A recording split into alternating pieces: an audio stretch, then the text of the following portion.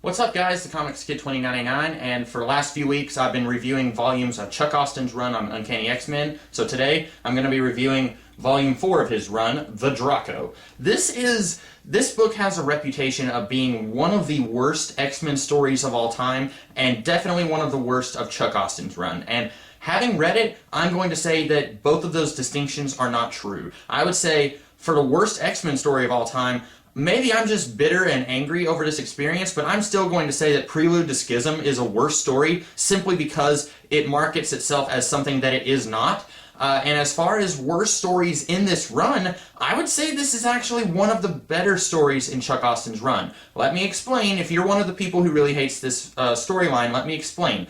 I think that Dominant Species and Holy War, both of those volumes are much more pretentious than this one. In Dominant Species, you have Chuck Austin trying to be sophisticated in talking about Darwinism, and then in Holy War, you've got Chuck Austin trying to be sophisticated in talking about religion, and in both of those stories, instead of coming across as sophisticated, he comes across as very sophomoric, and that was a huge problem I had with both of those. And then also, the plotting was just not very good in either of those. The plotting was a little better in Dominant Species, but in Holy War, the plot was just absolutely insane. And then I would say, just from a plot standpoint, She Lies with Angels is worse than this storyline. So again, when you look at Chuck Austin's entire run of Uncanny X-Men, I would say the Draco comes in at like closer to the better end of the spectrum in terms of quality for his stories. Now, that doesn't mean that it's good. It's still very bad. It's still Chuck Austin's Uncanny X-Men run, but this is not the be-all, end-all worst X-Men story ever, like some people will have you believe.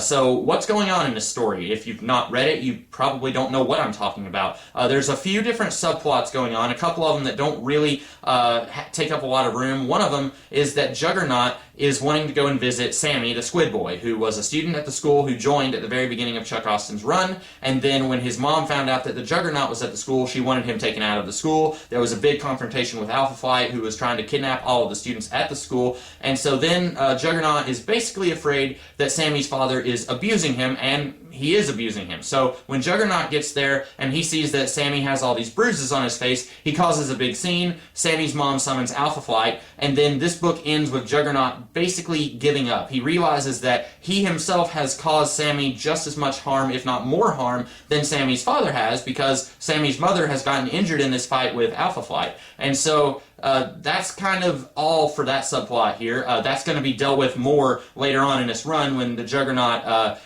he goes to trial, he goes to court, and that's a short storyline later on in Chuck Austin's run. And then the other short subplot is that because Polaris went insane, or went more insane in the previous storyline, Professor Xavier is now trying to examine her and see what's wrong with her. And we find out that she basically just went insane when everyone in Genosha died except for her. That's basically confirmed here that that's why she went insane. And then after that, she claims she's not going to hurt any more people, and she was basically just kind of overwhelmed with what happened in Genosha, and then she was kind of overwhelmed that Alex didn't love her anymore, so she claims that she's not going to kill any more people.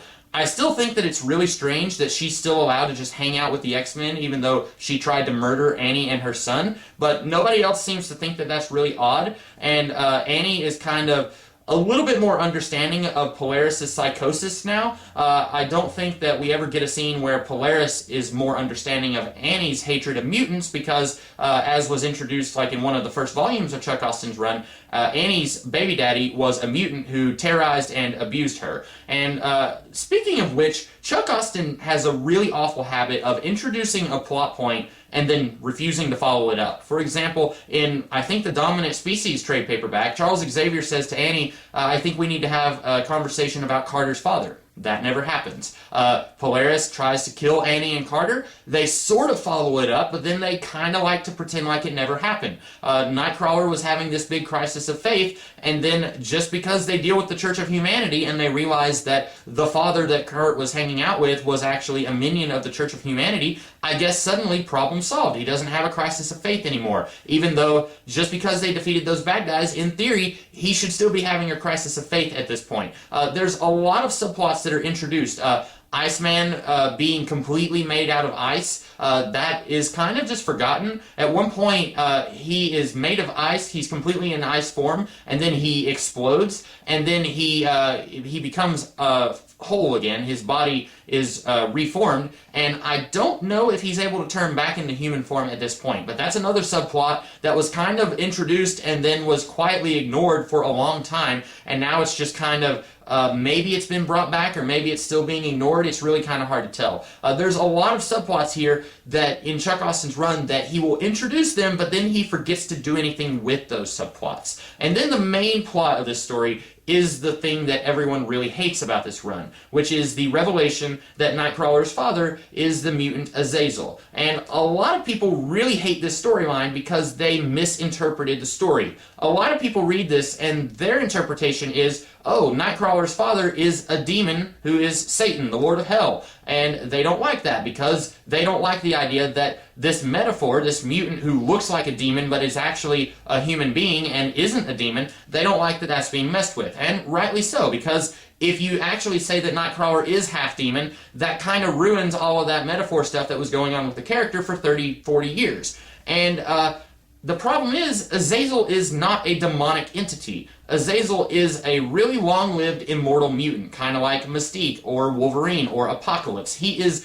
a normal mutant who's just been around for several thousand years. And he claims that he is Satan, that he is the biblical Satan, and he was just a mutant. And that's kind of what this story is trying to get at. But at the same time, this guy is very plainly a liar. He is somebody who cannot be trusted. And so it's very likely that he is a really long-lived character, but the problem is, in the Marvel Universe, you already have actual demons like Mephisto and actual hell, so it really doesn't make sense that Chuck Austin is trying to say that in the Bible, the Satan that's in the Bible is actually based on the mutant Azazel. That really doesn't make any sense when you've got real-life demons that exist in the Marvel Universe, and so that's a really strange retcon that doesn't work at all. And we find out that Azazel and his tribe, they've been exiled to this other dimension for a really long time, and way back in biblical times, they used to fight this other clan of mutants who all looked like angels, and I guess he's saying that these guys are the basis for angels in the Marvel Universe. But again, we know that there are real angels in the Marvel Universe. We've read stories with real, actual celestial beings who are from heaven,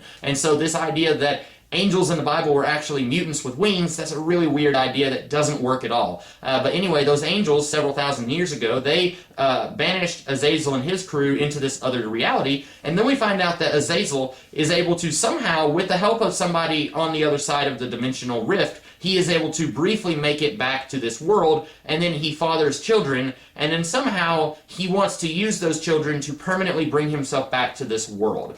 There's a lot of problems with this story. First of all, we find out that Margalie Zardos, who was Nightcrawler's stepmother, she accidentally summoned Azazel to Earth somewhat recently, like 20, 30 years earlier, and then that's how he was on Earth, and that's how he met Mystique, and then that's how he impregnated Mystique, and then she gave birth to Nightcrawler. Here's the problem with this whole thing. He wants to father children so that he can use their power to permanently stay on Earth. I don't understand why, when Margalie Zardos summons him to Earth, why can't he just stay on Earth? This is something that's not explained. We see at the beginning of this book, we have an entire issue that is set in the past where Mystique finds out that she's pregnant, and we see that he's on Earth, and I don't entirely understand how he's able to come to Earth. Is there some sort of time limit? Once he's on Earth for a few weeks, then he goes back to his dimensional prison? Is that what's going on? It doesn't really make any sense. And also, you've got all of these children of his. You've got Nightcrawler. You've got this other guy who's introduced in this story named Kiwi Black, and he's introduced here, and then we never see him again ever. And I don't really know what his powers were. He has an axe at one point that he kills one of these demons with, and then he also is able to shield his thoughts from one of Azazel's mind readers. And then you have Abyss, who was introduced in the 90s. If you've read the Age of Apocalypse stuff, in the Age of Apocalypse reality, he was one of Apocalypse's 4 horsemen. Well, it's revealed here that he is actually one of Nightcrawler's half-brothers. And these 3 guys, Nightcrawler, Kiwi Black, and Abyss, are the only 3 surviving sons of Azazel. And somehow Azazel is going to use them to travel back to Earth and stay on Earth, because Abyss, his power is that he becomes this giant portal and sucks stuff into himself. And that's what happened in Joe Casey's run, actually, on Uncanny X-Men. He sucked Mystique into himself in that run, and this is kind of following up on that, and that's how Mystique is brought back into this world in this story. Although at the end of this story, she's still stranded in that other dimension with Azazel, and I don't think they ever follow up how she got back to the Marvel Universe. I'm sure there was some brief mention of how she got back, but I don't think there was an actual explanation. So anyway, she's still stranded over there at the end of this story. But anyway, basically, I'm coming down to, a lot of people read this and they said, oh no, Nightcrawler's a half-demon, that's terrible, I hate Chuck Austen, this run is awful. In reality, if you actually read the story, it's saying that Nightcrawler's father is a really long-lived mutant, and it's trying to say that demons in the Bible were mutants, and angels in the Bible were mutants. And that's the part that's really weird. Even if you're not religious, even if you don't have any religious tendencies, that's still a really weird and awkward retcon. It just doesn't really work here. And that's about all that I have to say. This whole story was basically just to reveal that Nightcrawler's father is a really long-lived mutant named Azazel, and Nightcrawler has 2 half-brothers, both of which he doesn't really hang out with anymore after the storyline. Now, Abyss, I'm sure he's been seen somewhere in the Marvel Universe since here, but Kiwi Black, I know for a fact we never see him again. He's a character who was introduced here, and then he's gone. I don't hate this story as much as other people, and I made that. I like to think I made that clear.